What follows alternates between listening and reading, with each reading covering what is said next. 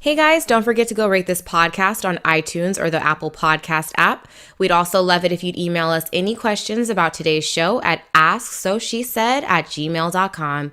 And if you could follow our Instagram page at SoSheSaid we'd love you forever. And without further ado, let's get this party started.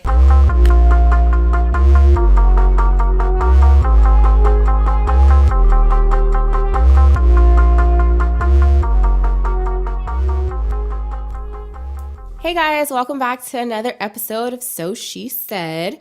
You guys had a lot to say about last week's episode, and we actually even got a question. Yay! Our first one. Oh my G. Oh my God. Did I say oh my G? I'm so excited too. Me too. Anywho, so our questionnaire would prefer to be questionnaire. Does that make sense? Questioner. Okay, our questionnaire would prefer to be anonymous. And this person says, with Meghan Markle calling herself gray and being white passing, as a black person, I feel angry that I can't distance myself from all the bullshit. Do you think that Meghan has a responsibility to the black community? Maybe to fight for equality or raise awareness to our struggles? So, Tamberlin, I vote yes. I vote yes. And not only because she is like black, half black, whatever you want to call it. It's for the fact that your mother is fully African American and she's a descendant of a slave. So you have a different heritage than, say, other black people. Like if your mom was from Nigeria, maybe I would be like, oh, no, you don't have no responsibility to nobody. Go out and live your best life with Prince Harry. But because the heritage that you have comes from like oppression and strife and struggle, I know that you're fully aware of that, which is why you distance yourself by calling yourself gray. Like, hey, guys. I mean, and this is my issue in total. I think there's like a certain privilege that's there with her. Like, because she can choose to turn off the black switch when she wants to. And like, I can't do that. I'm black 100% of the time, 24/7, all day, every day. And I can't just say, hey, I'm done with this for now. I want to go be my other half. And it seems like with her, it's not like I know you personally, but just from your online presence and your history and your choices, like it seems like you only want to be black when it's cool and when it's okay. So like if you want to go to P. Diddy's party, I'm sure you're like, hey, everybody, what's up? But then if you want to go like audition for a new part, you put on your other Megan. Exactly. And you straighten your hair and you act like you don't know no black people. It's not necessarily fair, but at the end of the day, still nigga.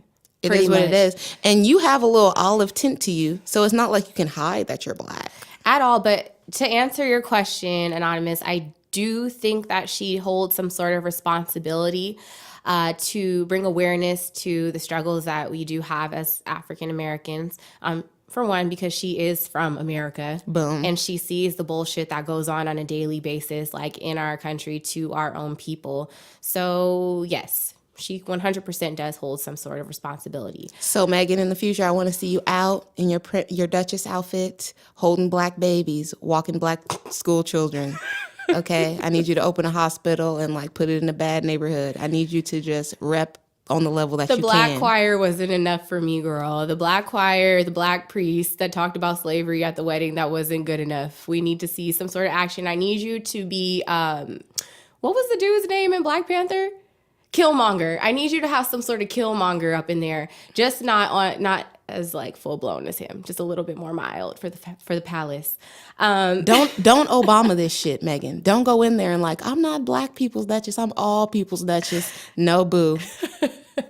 Your mom lives on Crenshaw. Do she? Yes. Ooh. She has dreadlocks, a nose ring, and she teaches yoga. Does that not sound Crenshaw? Oh shit, is she up in Lamert Park too with Moesha and them? Mo to the... Eat to the... I know you know that song, Megan. Oh my God. So I need you to just do your part as subtly as possible. We don't want you to get smoked like Diana. So we hope we've answered your question, Anonymous. And guys, seriously, like, send us questions on our Instagram at SoSheSaid or email us at AskSoSheSaid if you have comments or questions about today's episode. So actually, diving into today's episode, it's a little bit more serious. It's kind of sad, but we thought we had a responsibility to talk about this because it's something that was very close to home for both of us. We want to talk about mental health and its effect on society. Exactly. And our beloved Kate Spade decided to take her own life this week, which was really sad because we're fashion girls. And it was so poetic, like with a scarf of her own design. That fucks with me. Like, that's not gonna... It was her own? Yes. Oh my God. There's just like a wave of sadness over all the Kate Spade stores now. Like, do you even want to walk inside of one? No, because it's so happy and fun, and it's like, it's not happy or fun right now. It's kind of like dark, happy fun, like Alice in Wonderland. You know what I mean? Like how it's like a dark, trippy vibe now. Yeah. Maybe they should just like roll with that as like their like new... Well, she doesn't own it anymore. Oh. She sold back in like 2006, 2007. Well, never mind. It's not 90s Kate Spade anymore. No. That was the Kate Spade that I liked. Yeah, now Kate Spade is kind of like, I don't want to be a knock because she just died, but it's like a cheaper Charlotte Olympia. I was like, because they could totally Tim Burton this if they wanted to. Yeah, they could make like dark, twisted fantasy type bags, but she didn't have anything to do with it anymore. She had her own line named after her daughter, Frances Valentine. And I'm starting to wonder, was that like maybe part of the reason why she committed suicide? Like that brand wasn't taking off and giving her as much success and notoriety as her other company. So it's like hard to keep up with. But her suicide note said, ask your father, which I personally think is super fucked up, especially since your daughter's like 13. Like that's a point in time when like everyone like needs their mother, you know? Especially a girl. Yeah, like so now, I don't know. I just really hope that the daughter doesn't go off on like this, you know what I mean? Like dark vibe. Bobby Christina-esque. Yeah, like, you know, like how rich kids kind of have like that dark, like brooding thing, like especially like an Upper East Sider. Shout outs to Gossip Girl. But you know what I mean? Like, yes. I don't want her to like go off, just have all this money, start taking drugs. Like, you know, like television portrays like those type of kids to be. Yes, self-medicating. Basically. But I mean... Do you feel like obviously her mental health is going to be like affected by this in some sort of capacity. Yeah, and I would say like some people fare better than others because I have someone very close to me that committed suicide and she did leave behind about 5 kids and some of them took it a lot better than the others. So I think, but with this specific situation, the note and the way it read, like, I always loved you, you know, ask daddy, it kind of cast a bad light on the dad in a way. That was the full note? Maybe they didn't read the full note on TV, but that part, like with the ask daddy, she's like, I've always loved you. This is not your fault. Ask daddy. I'm like, are you trying to push the blame onto him or something? Because that was so selfish, in my opinion. And I'm not trying to like take anything away from what this girl is going through or like the sadness of Kate Spade killing herself. But suicide in itself is a completely like selfish act. Super like, narcissistic. That's the only living parent she has left. And now you're trying to paint this man in a bad light. She already is sad because you took your life and now you want her to hate him along with it. Like, at least that's how I took it. What was the goal? You know what I mean? Like, not to be insensitive, but like, what was the goal there? Like pointing the finger, like that's how it seemed. That's definitely how it seemed. Like to punish him. And then like I wouldn't have even gone further with this theory if the very next day there weren't pictures of the husband leaving the house in like the mouse mask, like as to hide his face. That kind of lent toward the creepy side, like what's going on here? Because you would think any other parent would want to be a rock for their kid, right? And try to make things as much normal as possible and like get rid of the circus, blah, blah, blah. But it's like, what part of the game is that? Why are you putting on the little extra show? I'm really not too sure. And then does that say something about your mental health? Like, has this made you unstable in some way? Because there were also reports that he had been asking for a divorce for the past few years and she didn't want to. Oh. So it's like, is that why she put ask daddy? Like, what's going on here? Well, interestingly enough, I actually read an article from NBC News and it said that suicide rates are up 30% since 1999. And it said only half of people who died by suicide had diagnosed mental health conditions. And it said that suicide rates are up 30% across the nation since 1999.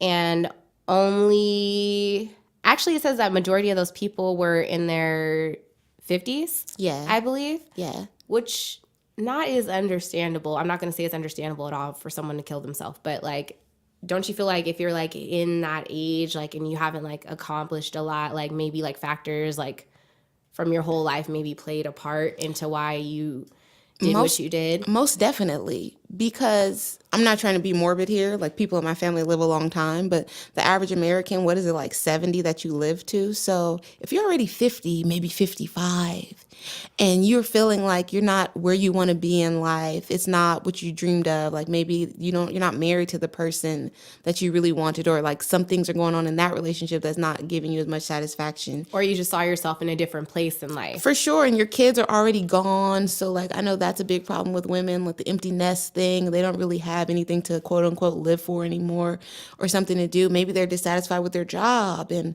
stuff like that. So it's like you kind of feel like you don't have a way out. Whereas when you're younger, in your 20s or in your teens, I know people commit suicide at those ages too, but for the most part, you're way more optimistic.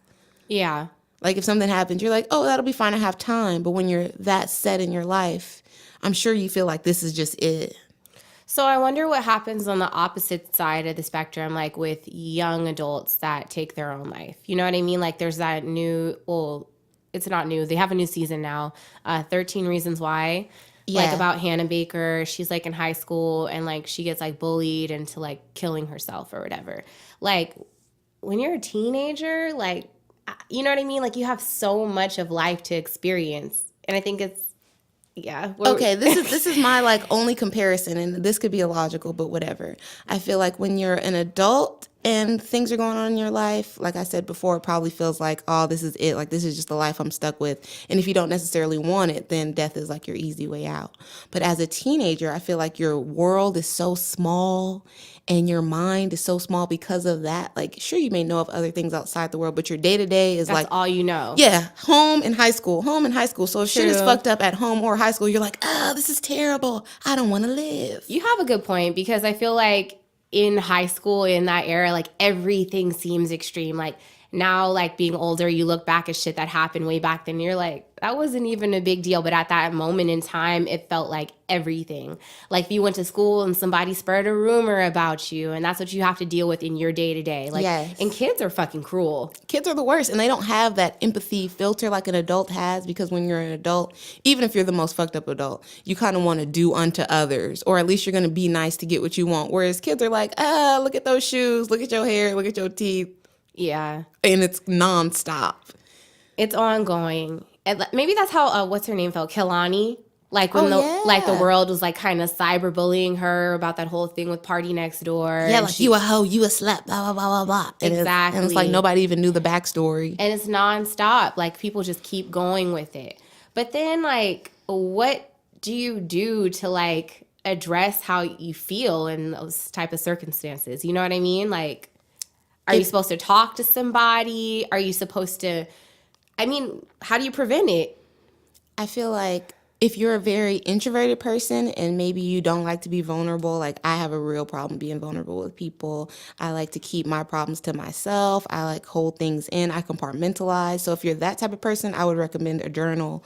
And I had a bad experience with the journal. Like, people would read it. So now I just email myself like, hey, catch me now. But you have to get it off your chest, whatever you can. And if you're more of an extroverted person and you're like used to having people around, maybe you grew up in a big family, it may be better for you to just seek out a person that you're closest to and just vent to them, talk to them. Or maybe even a complete stranger. I vote for the stranger. Yeah. But that makes a lot of people uncomfortable because they're like, why does this person get to tell me? Well, like I've said before, I'm an Uber driver, and I think people think that I'm their personal therapist because people will hop in my car and just tell me their entire life story.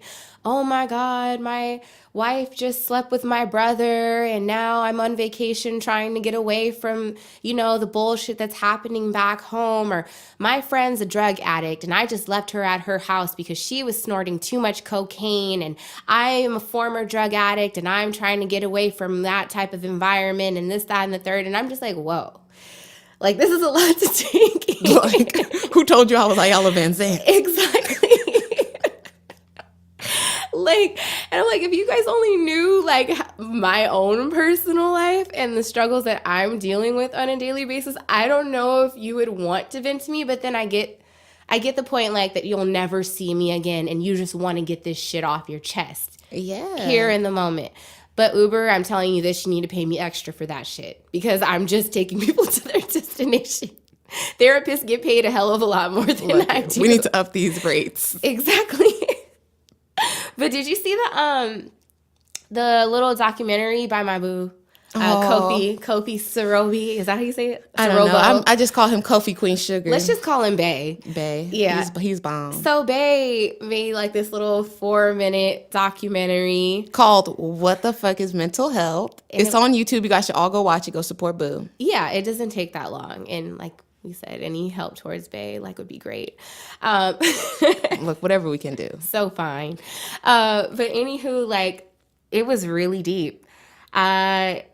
I personally got a lot from it because I can identify with a lot of the stuff that they were saying and how like in the Black community, we do tend to like ignore our own mental health. Oh, hell yeah. Like, you all right? It's okay. Man up. Yeah, exactly. Toughen up. Stop crying. Why you crying? Pray about it. Ooh, pray it away. That's my family, and that irks me so much. Yeah, like sometimes you really do just need to talk to a physical person about it. I'm not saying you can't pray about like other things going on in your life or whatever, but I think it does help to have like, you know, one-on-one human contact, communication. I think Black people, especially of a certain age, like I'm going to be nice and I'm going to say 50 and up, I think you Black people need to use like this metric for prayer. If it involves a physical aspect that needs changing or adjustment, you may need to deal with another person. If you are going to like be thankful or ask for guidance or for clarity, that you can pray all day. But if I got a problem, like if I'm bipolar, you cannot tell me to pray. Well, because at what point does that become talking to myself? Because I'm already crazy. Or, you know what I mean? Like other mental issues like schizophrenia, et cetera, et cetera. Like sometimes you do need like professional help. But I can't help but wonder in the same light, like what qualifies somebody else to diagnose someone else, another human being, as having a mental disorder? So for me, that is very murky water. And I have like a love-hate relationship with American medicine and the way they do things. I find it mind-blowing sometimes. But I feel like if we're going to talk about therapy and psychology, that should just be like a sounding board, like a listening ear, right? But psychiatry, where they actually prescribe medication, that's where it kind of gets weird for me, because I don't know what makes that person more qualified than anybody else to tell you that, you know, you have a mental or a chemical imbalance and you need X, Y, and Z medication. Okay, so there's like this Netflix show, right? It's called Gypsy. Have you seen it? Yeah, you told me about this show. And it's crazy. It's about this therapist. Like she sits down with her clients, learns about their lives and shit like that. And then after it's all said and done, she kind of like inserts themselves into their lives. Like she'll follow them home, or like she'll meet up with their mother at the hair salon she says her mother goes to every day, and then has a conversation. Oh, like, how's your daughter? Mm-hmm. Like, and I don't know, it's weird. She's like doing field research, trying to get deeper into these people's psyche and why they are the way they are. She's sleeping with like ex-boyfriends, like that the people might tell them about, or like ex-girlfriends too. Like she's just like trying to become like a part of their life. And I'm just like, so who's to say that like these therapists aren't fucked up in their own way? Like, yeah, no, I'm not saying that. Another person may be like, oh no, my therapist is great. I think it's just another person. But I'm coming to you to get like a reasonable outside third-party opinion. True. Because you could be a drunk when you leave here. I have no idea. Exactly. But between 8 and 5, you play normal, and that's just what I need. Yeah, true. But, you know, part of the movie, like, well, not movie, the skit, I don't know, it was 4 minutes. I don't know what to call it. Documentary, short documentary, whatever. Sure, mini documentary. Mm-hmm. Like this girl or this guy, he was just saying like, you know, like I'm not a vulnerable person. Like when I tell you to get the fuck away from me, or I tell you to leave, like that's it. I'm done. I don't have any more to give. Like I don't have any more to give you. Like I felt that shit like deep in my soul, because I'm the same way. Like I do not like discussing my feelings with other people, but I'm like, why is that? You know what I mean? Like I hold a lot in. I'm a very extroverted person, but when it comes to like the deeper topics, like it's like stuff I don't even want to touch or talk about, like when shit starts to get real. And like I can't help but wonder, is that because society like places like, I don't know, like this stereotype that like I'm supposed to be a strong Black woman and like hold it together, and like I don't want other people to see me cry. I don't want to talk about this because I know it's going to make me cry. And you know what I mean? Like, this is uncomfortable territory for me because I don't want to be viewed in like a weak light. Yeah, I wouldn't say it's only society, because I think Black people have sort of taken that upon themselves. So even your mom, when you're a kid, True. like I remember being little and I got hurt and somebody walked by me, hey, why are you crying? Stop crying for. Like, well, I'm gonna give you a reason to cry. Like, stop doing that. Don't cry in front of people. That means you're a punk. Like, don't do this, don't do that. So you're raised the whole time basically learning how to hide your feelings and learning how to just like play nice with everybody. And even more so when you're a girl, because you're not really allowed to be mean or disgruntled in any way. Well, no, yeah, okay, I can see that. So when you have a problem, it's like you just try to hold it in whatever your anger, whereas other people might fly off the rails. I would think that men struggle with that more, though, because they're supposed to be like strong and not have like these sensitive feelings. You know what I mean? You're not supposed to cry. You're supposed to be like this, image or like. I agree, but I think that's why Black men suffer from what I call hypermasculinity. Like, everything is homo to them, holding their girlfriend's hand, like, stop doing that gay shit, blah, blah. We're not gonna be hugging and kissing in front of these people. What the fuck? It's like, bro, you don't have to react to everything with anger. Yeah. You're still gonna have your dick if you like let out one tear because your grandma died. And you can let out that tear. It's gonna be okay. Yeah, like you can. But you doing that tough guy shit all the time is why you're a wreck on the inside. Exactly. I mean, I felt that with my soul too. I'm just saying, guys, like, so we're both playing this dance with each other. Like, I'm trying to be the strong Black woman because I can't let nobody see the cracks or nothing because I'm here like Harriet Tubman, like a stone. Oh, I'm gonna get my people free. And then you are over there like a fucking mob boss. Like, you can't feel nothing. You can't. It's like you don't even know when you're sad or happy because it's just. Yeah, and I mean, like, I guess that kind of limits communication too. Yeah, because everybody's trying to hide from each other. Exactly. But I mean, it's weird too, because I'll be honest, like, when I was younger, I was like kind of forced into therapy. Oh, same. Yeah, like, because everyone thought I had a problem. Like, I was so angry, and like my parents just didn't understand why, or school didn't understand why, and this, that, and the third, or whatever. And, they had me talk to like a teenage therapist. And, I wasn't for it at all. Like, when I was sitting there and the therapist had her little book open, like, so why are you here, Asha? I'd be like, why are you here? Like, answering a question with a question. You know what I mean? Like, I don't want to be here because I know you're going to go back and tell my parents exactly what I said. You don't care. You're being paid to be here. So can we just end this right now and go about our lives? Because it makes no sense why we're having this back and forth banter. I understand that 1,000%, but I'm a little bit different. I am, be it bad or good, I'm very good at telling people what I think they want to hear. So I have to go to this place after school where I don't want to go already. Like, I'm already irritated. I don't think I have a problem. Y'all think I have a problem. Like, maybe you should go talk to somebody. Right. Because I feel like I'm cool, but whatever. I'm a kid. I don't really have any rights. So I'm in this fucking car going to this place. And when I get there, the first time this person, oh, why are you angry? Why are you upset? And I'm doing what you were doing at first, because that's what all teenagers respond. Like, I'm not angry. I was fine before I got here. You're making me angry now because you keep asking me these stupid questions. All like, these questions. What's going on? Are you a cop? Like, no, I'm not telling you any of that. But then, like you said, they do go back to your parents. So once I pick up on that, maybe the second time, I'm just in there like, oh, okay, so you want me to, I'm angry because of this, and I'm just going to bullshit you for this hour, and then I'm going to go home and do what I want to do.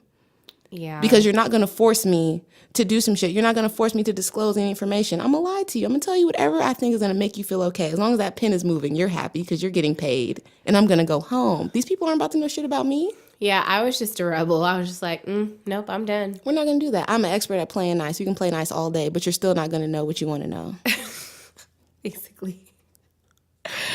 Oh, my goodness. Yeah, this was just a terrible weekend. So how did you feel about Anthony Bourdain? That one made me so sad because he has like my dream life, my dream job. And I'm like, if you're not happy, who's happy out here?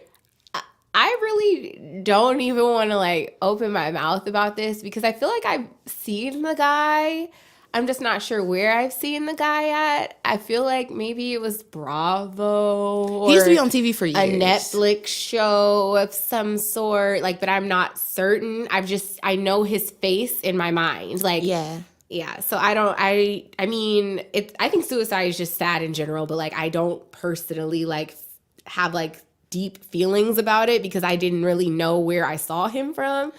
For me, like, I'm very familiar with him because I love, like, the Food Network and I love Travel Channel. Like, my dream is to live around the world. So since I was a kid, kind of, this guy's been on TV and he's been the guy that's going all around the world and, like, eating the crazy shit from the food carts, like boiled rat. And he's eating crickets in Thailand and blah, blah, blah, blah, blah.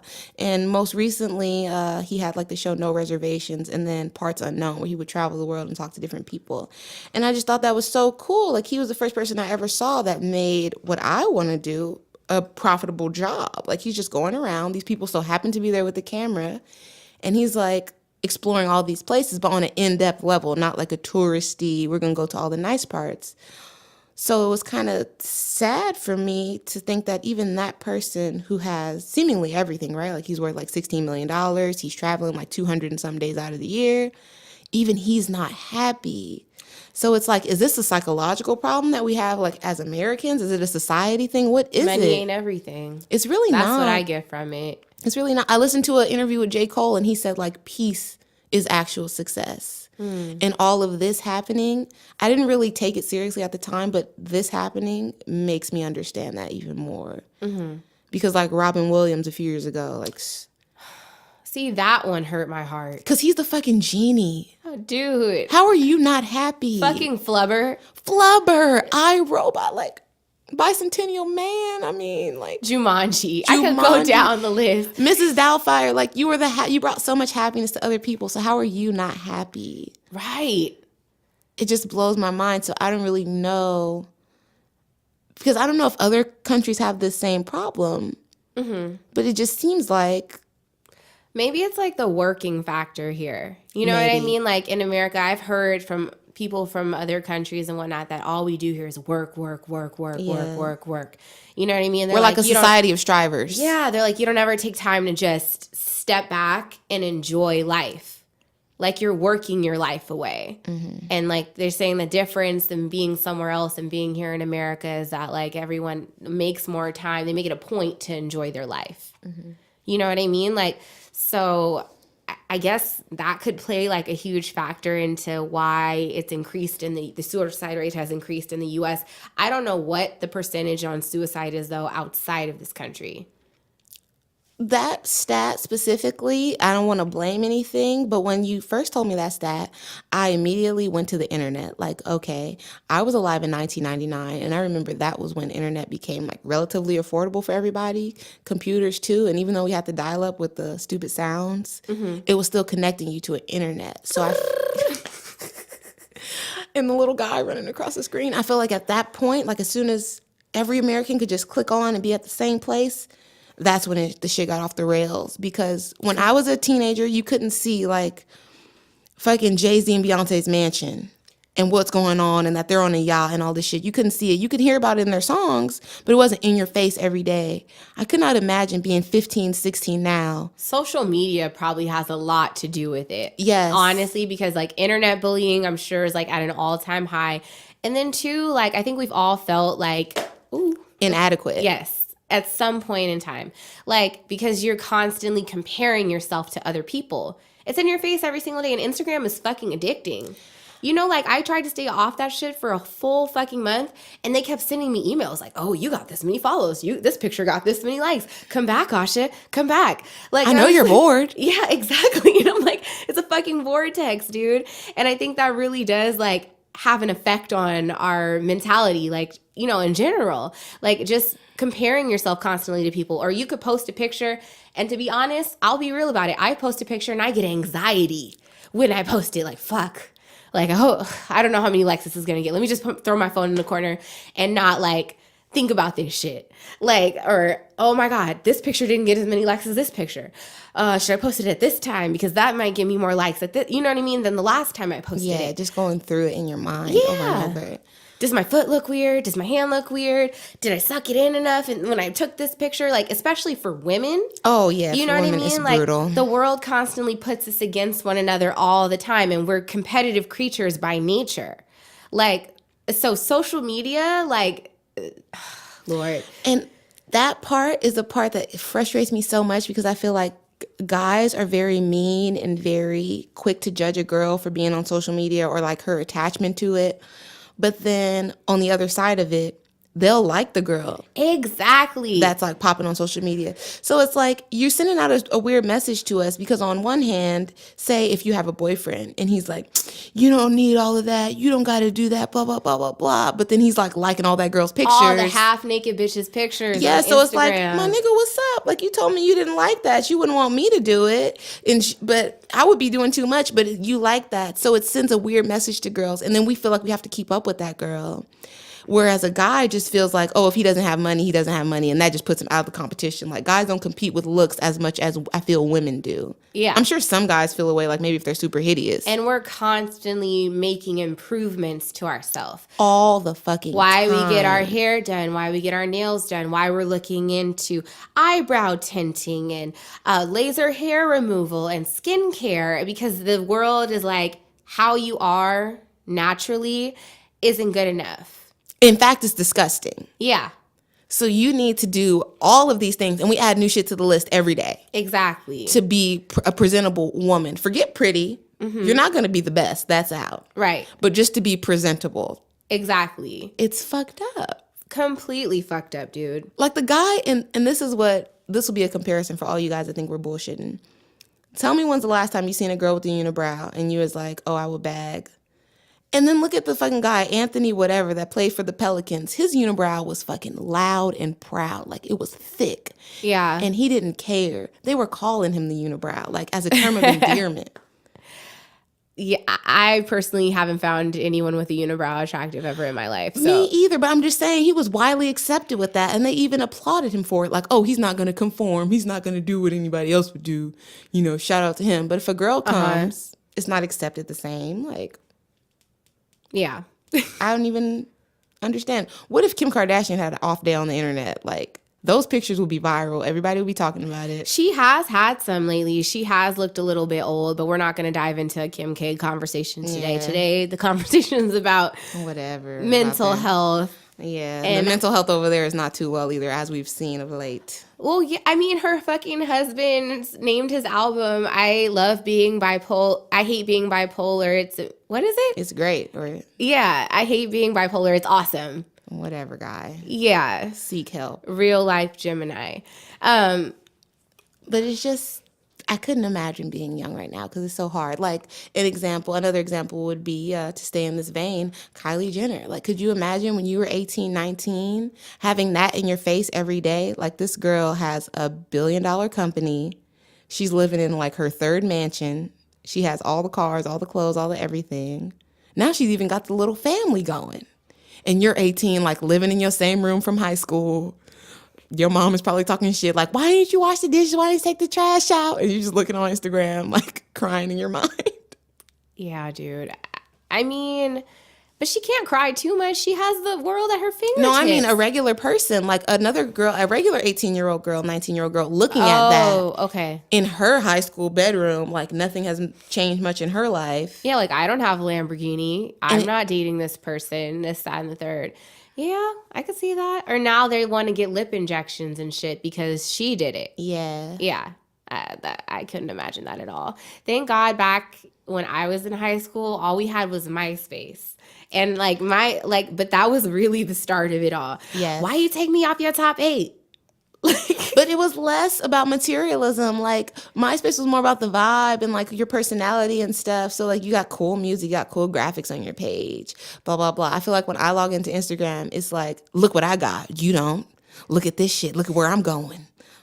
Yeah, Instagram definitely is a popularity contest. Yes. We can say this. And it's run by materialism. Like, I don't see people on Instagram like, oh, look at how cool I am. Look at this. Look at that. It's just about stuff and, like, yeah, showing the stuff and showing it off to the world. Whereas, like, in the beginning, it wasn't really like that. It was like social. Like, people would post food. Instagram was only food. Yeah. And everyone would just stop and be like, wait, hold on. Yeah. And now it's like, it's just, I don't know, it's a different vibe. Kind of like YouTube. You know how YouTube used to just be like funny shit or like random shit? Yeah. And now it's like, oh, like my makeup posts. Oh, this is how I do this look. Blase, blase. Like, or check out my vlog. I went here. I went there. I'm promoting this product, et cetera, et cetera, et cetera. Everything's getting monetized now. Do you think that also leads to like depression and maybe suicidal thoughts amongst all people, like of all age groups? Because it's like if you can't keep up or if you can't be like consumerism, all that stuff, like you can't buy the new Fenty highlight, you can't buy the new this, the new that, you feel like, oh, I'm not shit, like what am I doing? I guess if you kill yourself over a Fenty highlight, that's something else in itself. I'm sorry. I don't mean only that. I just mean the idea that you can't keep up. And it's like, only like 12 to, I don't know how much it is, $12 to $20. If you can't afford that, I really don't know what to tell you, to be honest. oh my God, I would have been an example. Get a job, go to Starbucks, work at Hot Dog on a Stick. We've all started somewhere. Started from the bottom. That was my first job, guys. Disclaimer, Hot Dog on a Stick. But anywho. Crazy. Yeah, something has to be done pretty much about this whole mental health thing and people not wanting to acknowledge it. So what do you do in a circumstance where you think that someone you know is struggling with their mental health? You can't just be like, look, you crazy. Go see somebody. No, I think you have to be very delicate and you kind of have to, for the lack of a better word, like play babysitter with that person, especially if they're close to you. Because you have to be, like, you're legitimately the shit between life and death for them. It's just you. Right. Because the minute they go home into that apartment or wherever and they're by themselves, that the thoughts and all of that, the motivation comes back. So but don't you think that might be kind of exhausting to like put that much energy into another individual? For sure that's exhausting. And affect your own mental health? Sure. Like how, you know, people say like, oh, if it's toxic, cut it off. If you have toxic people in your life, cut them off.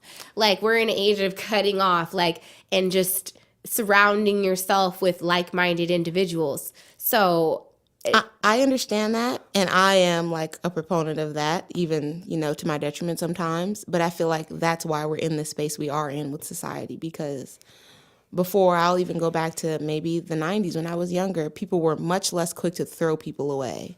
Now it seems like throw away is like the culture. Like, oh, she did some shit you don't like, fuck her. Like, peace out. You got a new friend, and like now y'all besties on Instagram posting or whatever.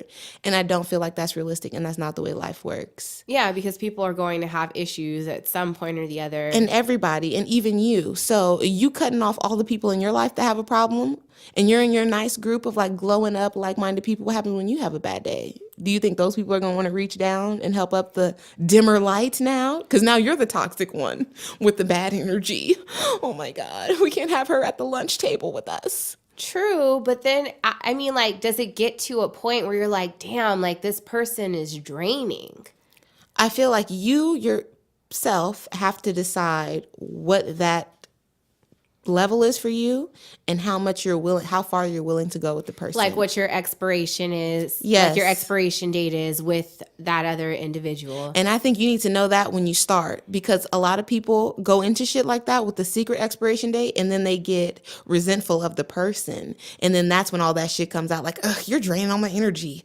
Ugh, you're a toxic person. Like, no, you're just feeling away because you already in your mind were like, I'm going to sit here and talk to her for 35 minutes. And after that 30 minutes, I'm going to go on with my life. So you have to like basically make your boundaries known is what you're saying. Yes, that's the only way you can be an effective adult.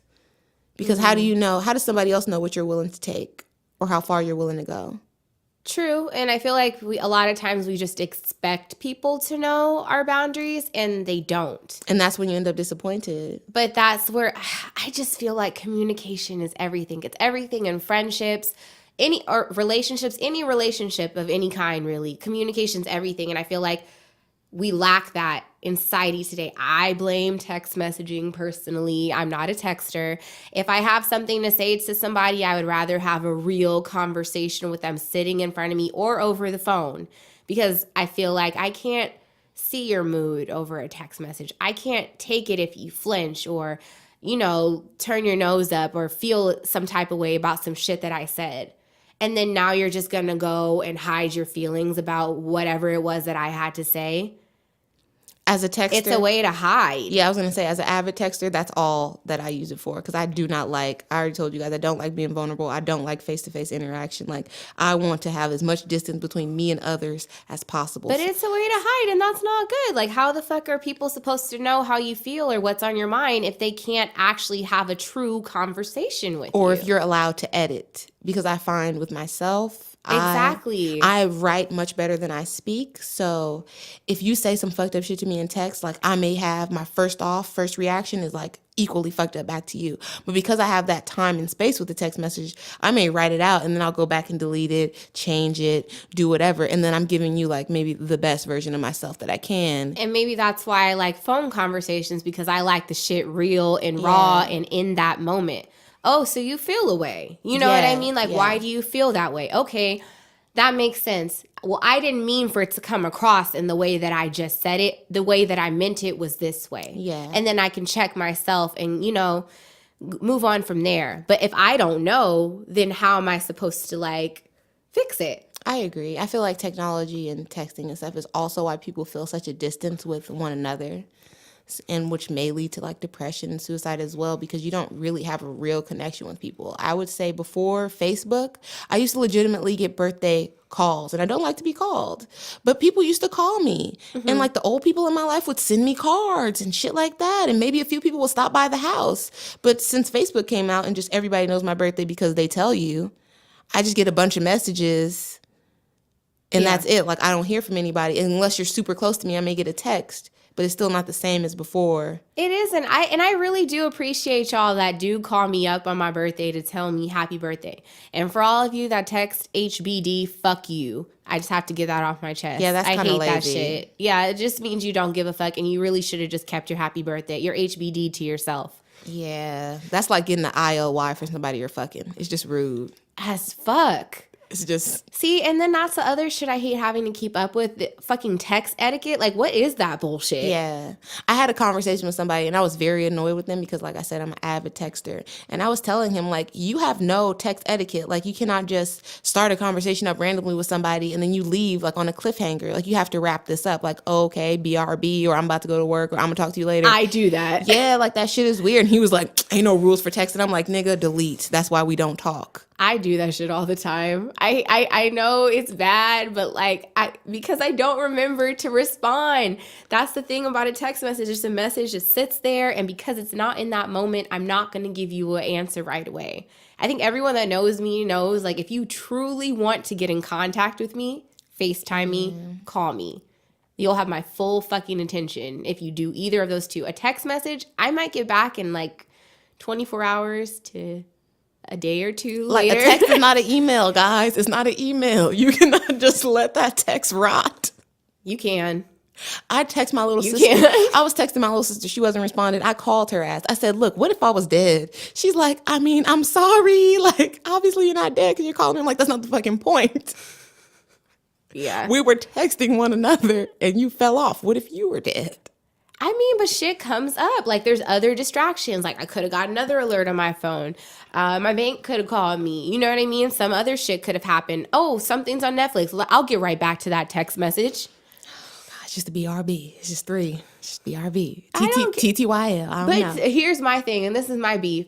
Like, if, you expect me to write back in a text conversation and you want that response from me, but if you wanted that fucking response from me, my nigga, call me.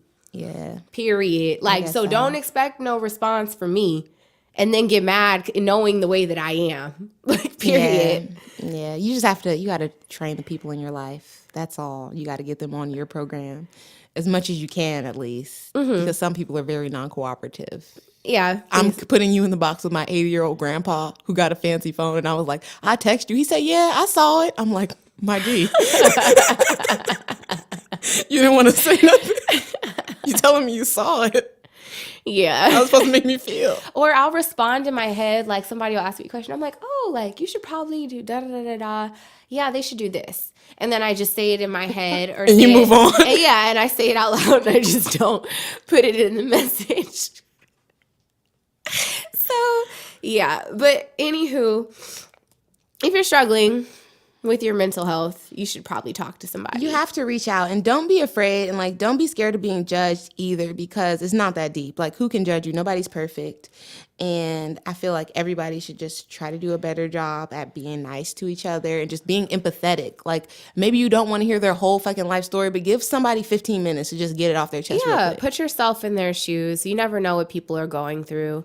So don't be so quick to judge and say like, oh, you should just brush it off. It's not that deep. I hate when people do that shit, by the way. Like, just try to brush your feelings aside and act because like they minimize your because issue. They're not personally going through it. It's not a big issue to them or a big deal.